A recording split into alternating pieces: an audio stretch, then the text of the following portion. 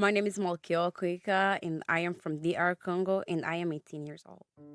I was sitting outside on a colorful plastic carpet with my friend Jemima in Kigali, Rwanda, laughing and talking. But a few minutes later, we were fighting. I was pulling her beautiful corn braids, and she was kicking and pinching me, and I was all over her. The words she said kept repeating in my head over and over. I just could not believe how ignorant it was.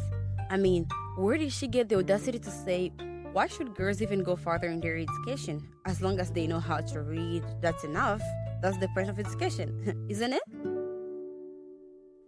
Growing up, I heard a lot from my neighbors and other adults in my neighborhood that women belong in the kitchen. I never knew exactly what that meant. I heard that a woman's job is to be a mother. Our parents were raised in a country of patriarchal system. Men were the ones who could inherit the wealth of the family. But my mother was raised different.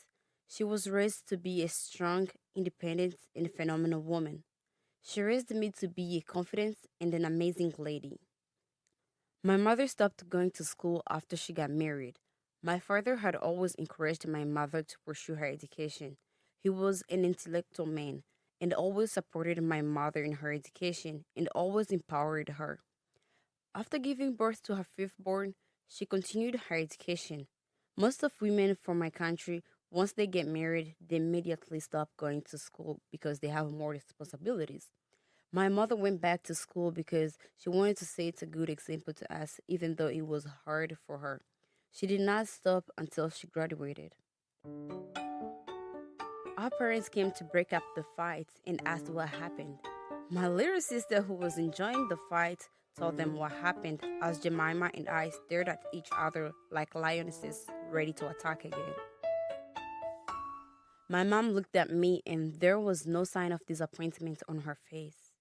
Most African parents don't really tell you how proud they are, but I saw pride in the little smile. Then she stopped smiling and told me, there will always be someone who will have a different perspective from yours. And that doesn't mean you will have to get into a fist fight with them. You can fight them using your words and your action, especially when it comes to what girls should and shouldn't do.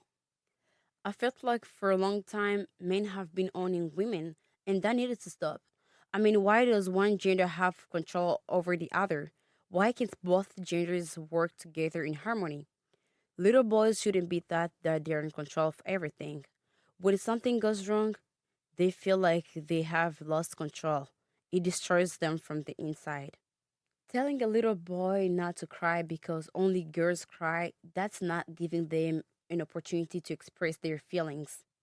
They too are human beings and they should not be taught to always be tough. Women and men should be treated equal. We both deserve equal rights.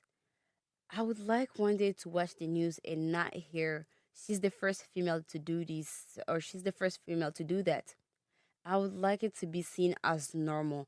Women achieving things or working in certain fields of what they're passionate about.